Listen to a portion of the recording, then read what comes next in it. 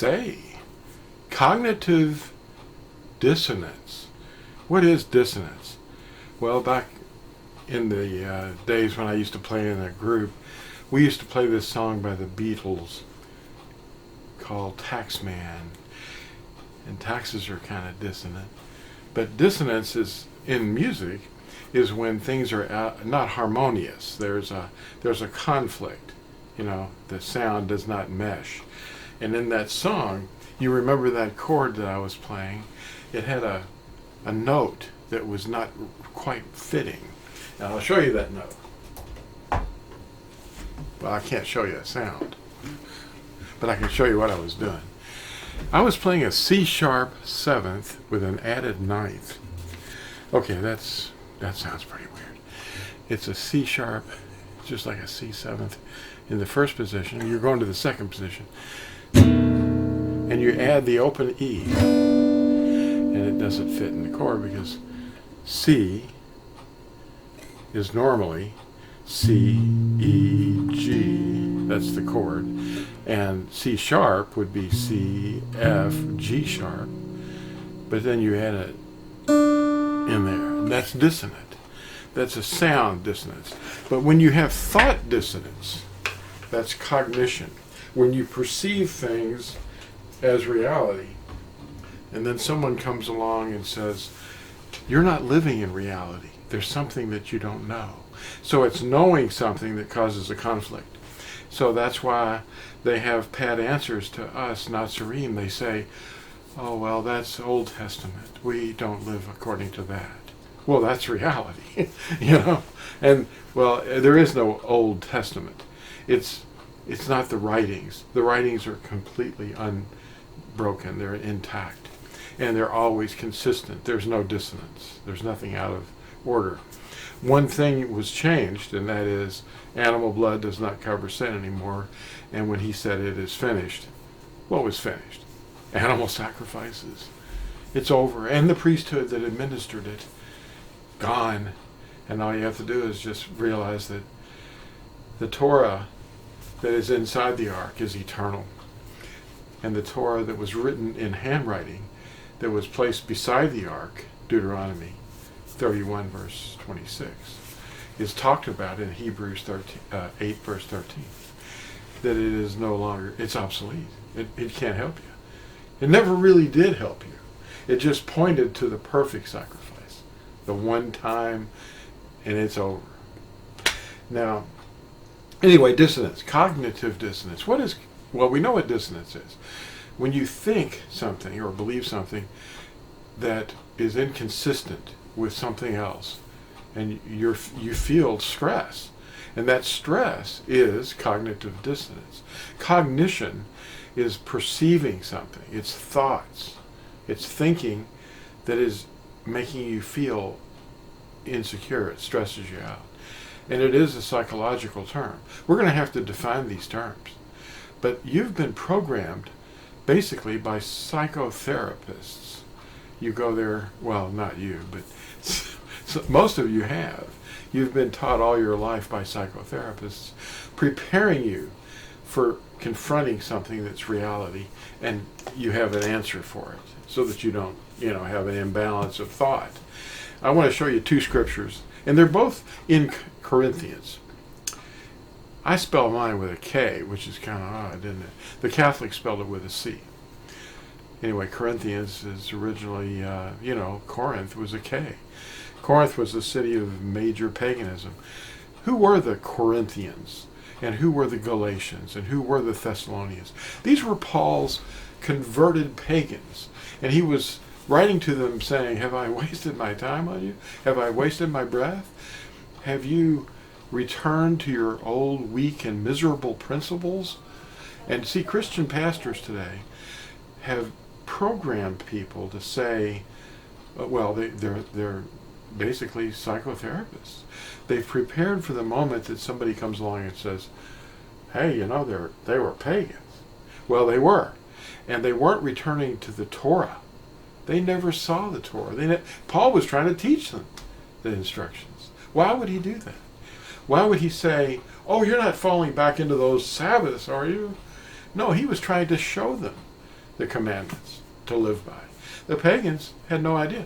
They were falling back into their cone hats, birthdays, candles, wishes to genies, eggs, trees, wreaths. That's what they were doing. All that witchcraft that Christianity has absorbed is, they don't know what their origins of it is. That's why I wrote the book Fossilized Customs. I want to show you these two scriptures. They're both in Corinthians. One of them is right here. And I'm reading from the BYNV, which is a translation for by Natsarim. Okay. And it's got, basically, you have to get it from TorahZone.net. But you can also get other versions of it from Amazon. But here it is. Paul was writing to these Corinthians, and he said, all things are from Yahuwah, who has restored us to favor with himself through Yahusha Mashiach, and has given us the service of restoration to favor. Now, note that phrase, restoration to favor. Loving kindness. They usually say grace. That is, that Yahuwah was in Mashiach, restoring the world to favor to himself, not reckoning their trespasses to them. And he has committed to us the word of restoration to favor. Therefore we are ambassadors, or envoys, on behalf of Mashiach, as though Yahuwah were pleading through us. Be restored to favor with Yahuwah. Wow. Now, let's jump forward just a couple of chapters. Now, that was in Corinthians, it's 2 Corinthians, chapter 5. And we were reading from around verse 20. We're envoys. Now, let's jump forward a couple of chapters to 2 Corinthians 10. This is powerful too. Okay. And I, Paul, this is the first verse, and it goes forward from there, and I'm going to read a few verses. And I, Paul, myself, appeal to you, through the meekness and gentleness of Mashiach, I, who indeed am lowly when face to face with you, but bold towards you when absent. But I pray that when I am present, I might not be bold with that bravery by which I think I should be bold against some who reckon us as if we walked according to the flesh. For though we walk according to the flesh, we do not fight according to the flesh. For the weapons that we fight with are not fleshly, but mighty in Yahuwah for overthrowing strongholds, overthrowing reasonings, and every high thing that exalts itself against the knowledge of Yahuwah, taking captive every thought to make it obedient to the Mashiach, and being ready to evaluate all rebellion when your obedience is accomplished. So we have a situation where Christianity has been teaching people that these are weak and miserable practices that these Galatians and so forth were, and Corinthians and Thessalonians were falling back into, as if that was the obedience to the Torah. They did not have Torah. Paul was teaching them and training them Torah. For the word is Elohim breathed, and it's useful for rebuking or rebutting or confuting, proving wrong, and training and teaching. That's what the word is for. But it's been cast aside and put behind people's backs. And this is the conflict that we face. That's why people don't understand us. Because we're teaching them something their pastor or their psychotherapist has trained them. Don't do that. That's legalism. Well, you want to be legal. You really do. Because you don't want to face Mashiach and say, oh, I was restored to favor by you. No, you have to obey. but with his help. His indwelling helps you. Psychology. Psych. That's a word in Greek. And it really means mental. Mental. So it's mind. Ology is the study of mental processes. People who go to a steeple every week in the morning have been programmed by trained psychotherapists called pastors.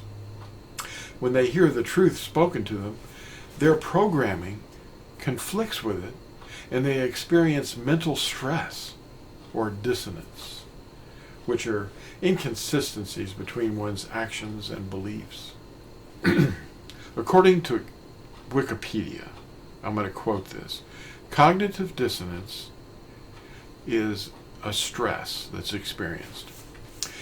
Quote, in the field of psychology, which is mind or mental study, cognitive dissonance occurs when a person holds contradictory beliefs, ideas, or values, and is typically experienced as psychological stress when they participate in an action that goes against one or more of them. According to this theory, when two actions or ideas are not psychologically consistent with each other, people do all in their power to change them until they become consistent. The discomfort is triggered by the person's belief clashing with new information received or perceived, wherein they try to find a way to resolve the contradiction to reduce their discomfort. In the book, A Theory of Cognitive Dissonance, written in 1957 by Leon Festinger, he proposed that human beings strive for internal psychological consistency to function mentally in the real world. Well, that explains a lot.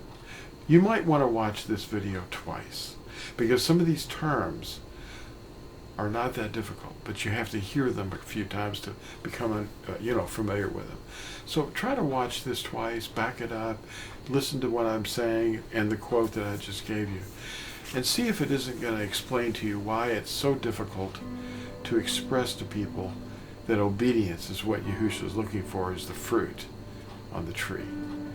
Thanks for watching this, and we'll see you in the next short video. Bye.